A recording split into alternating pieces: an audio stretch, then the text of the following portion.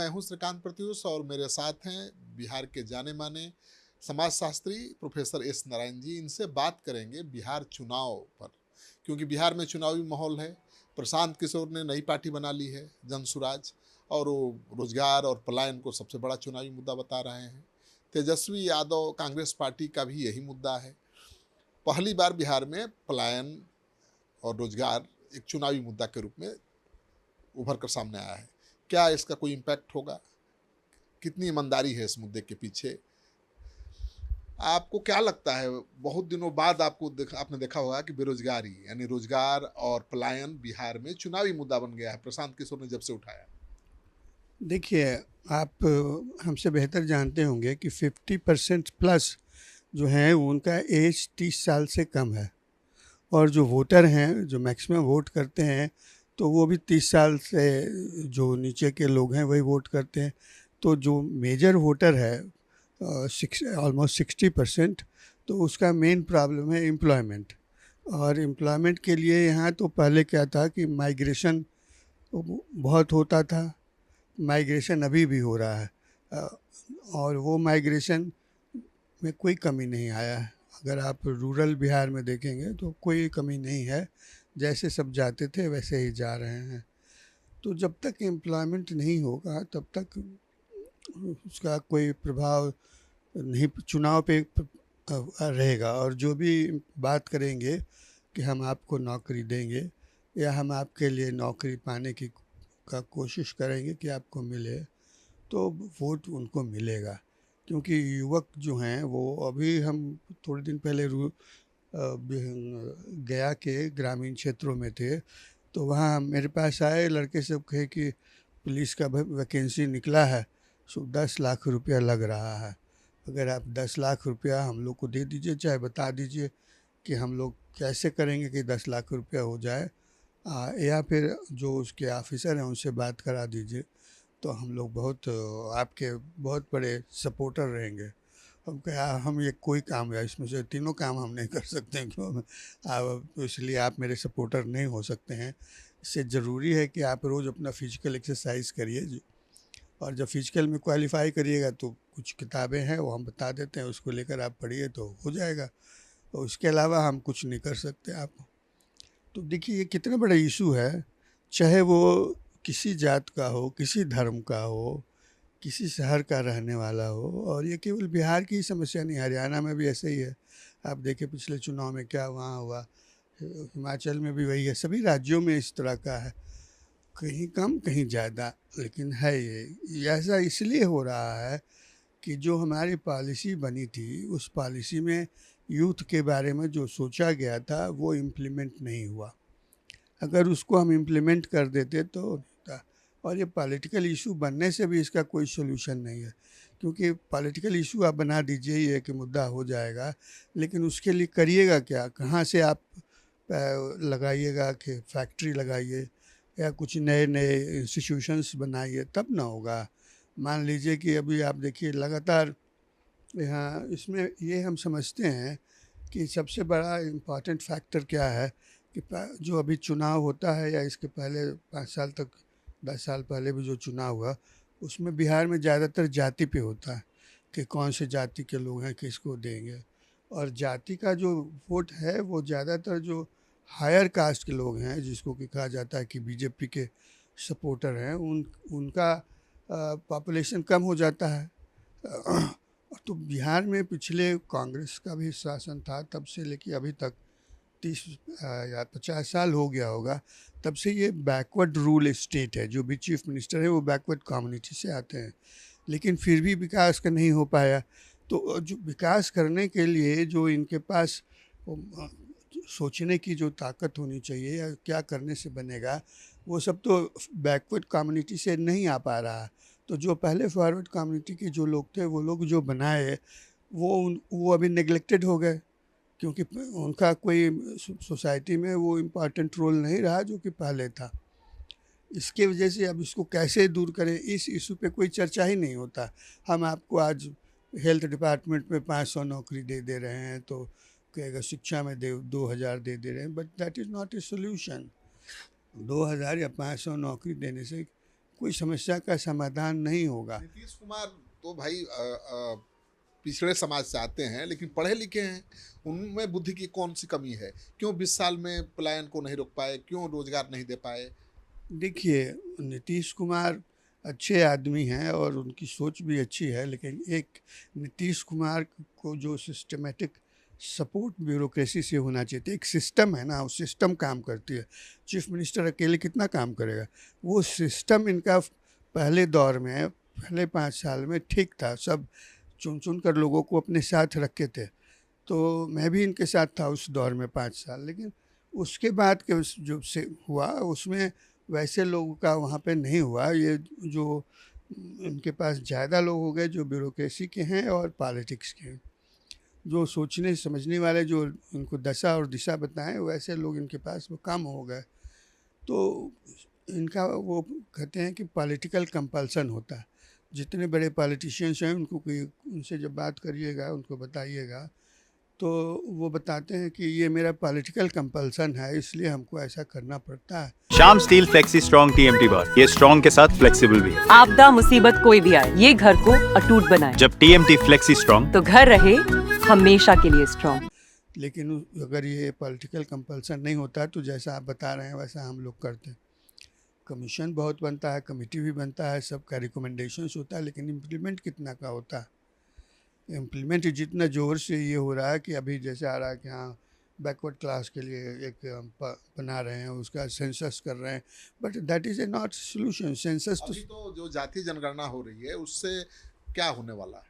नहीं, जातीय जनगणना को अगर सही रूप में लागू करेंगे तो उससे समस्या का समाधान हो सकता है कि किस जाति के कितने लोग पिछड़े हैं, किस जाति के कितने लोग आगे हैं, तो वो करेंगे तभी होगा। लेकिन अगर वो सही रूप में हो तब तो जाति जनगणना तो बिहार में भी हुआ, तो क्या जिस तरह का डेटा आया उसके हिसाब से पॉलिसी बना, फ्रेमवर्क बना, क्या वो इम्प्लीमेंट हुआ? वैसा नहीं हुआ, तभी तो ये लड़के सब सामने आ रहे हैं ना कि 5 लाख 10 लाख। आप तो एक समाज शास्त्री हैं, अब नई सोच के साथ जो आप मुद्दे उठा रहे हैं वही मुद्दे उठा रहे हैं प्रशांत किशोर, तो फिर क्यों बात नहीं बन पा रही है? लगता है कि प्रशांत किशोर को वोट मिलेगा, लोग उनका साथ देंगे? देखिए, वोट मिलने का हम प्रशांत किशोर के अब मिलेगा कि नहीं मिलेगा ये नहीं कह सकते हैं, लेकिन वो जो सोच रहे हैं वो अगर इम्प्लीमेंट कर देंगे, जो पॉसिबल है, कोई ऐसा डिफ़िकल्ट नहीं है, तो ज़रूर वोट मिलेगा और वैसा ही होना है। नहीं तो वोट मिलेगा, सत्ता में आएंगे तब न करेंगे, अभी कैसे कर देंगे? नहीं है, वो कह सकते हैं कि ये सब हमारा वो पॉलिसी बता रहे हैं। तो ब्लूप्रिंट भी दे रहे हैं। हाँ, ब्लूप्रिंट भी दे रहे हैं, तो वोट मिलेगा उनको। क्योंकि अब जो है वो ज़्यादातर, आपको जैसा मैंने बताया ना कि 50% से प्लस वोटर हैं वो 30 साल से कम उम्र के हैं, तो उनको वो अपील करेगा तो उनको वोट मिलेगा। अगर नहीं अपील करेगा तो नहीं होगा। लेकिन कास्ट वाला फैक्टर काम नहीं करेगा? नहीं, अनएम्प्लॉयमेंट के इशू पे कास्ट का फैक्टर नहीं काम करेगा, क्योंकि चाहे वो पैसा दे करके नौकरी पा रहे हों, चाहे वो पढ़ के नौकरी पा रहे हों, उसमें कास्ट का कोई कंसिडरेशन नहीं है।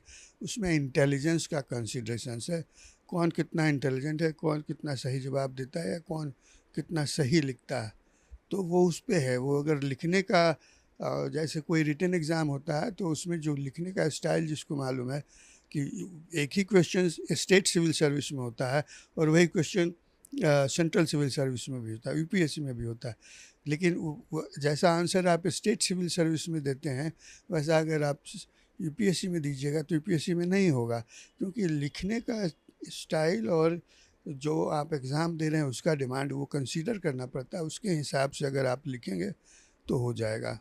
आपको लगता है कि बिहार की राजनीति में कोई बदलाव आएगा? क्या बदलाव देख रहे हैं? नहीं, हमको लगता है कि बिहार की राजनीति में बदलाव आएगा, क्योंकि लड़के सब जो यंगर जनरेशन है, जो मेजर वोटर है, वो बहुत परेशान है, और वो परेशान है इसलिए हमको नहीं लगता है कि वो ट्रेडिशनल वे से वोट करने जाएगा।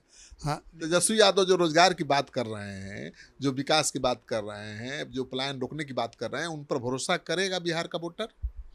उस पे वोटर को विश्वास करना होगा, लेकिन उनको भी अपने साथ कुछ एकेडमिशियंस और इंटेलेक्चुअल्स को रखना पड़ेगा। सब अपने से तो नहीं कर सकते हैं, क्योंकि लालू प्रसाद जब पहली बार बने थे तब तो हम लोग को जोड़े हुए थे, और अभी भी देखने से वो कहते कि ठीक है, लेकिन जब तक जोड़ेंगे नहीं तब तक नहीं ना होगा, क्योंकि वो जो पॉलिटिशियंस हैं वो तो पॉलिटिक्स करेंगे और तो फंक्शन जो एग्जीक्यूशन होना चाहिए वो नहीं हो पाएगा। उसके लिए उनका ग्रुप होना चाहिए, वो ग्रुप नहीं है। जैसे आप देखिए गांधी जी ने देश को आज़ाद कराया, गांधी जी गुजरात के रहने वाले थे, क्यों यहाँ आए? और उनके साथ सब तरह के लोग थे, गरीब भी थे, अमीर भी थे। कोई उनके पास पब्लिसिटी के लिए कोई अलग से पैसा नहीं था, फंड नहीं था, ना कोई इतना स्ट्रांग था, लेकिन पूरे दुनिया में वो कंट्रोल करते हैं। आज भी उनका पूरा दुनिया में है नाम। तो उस तरह का पॉलिटिक्स करें तो तब ना होगा। पॉलिटिक्स तो यहाँ व्यक्तिगत हो गया। ये स्टाइल का मामला है। रूपा फ्रंटलाइन।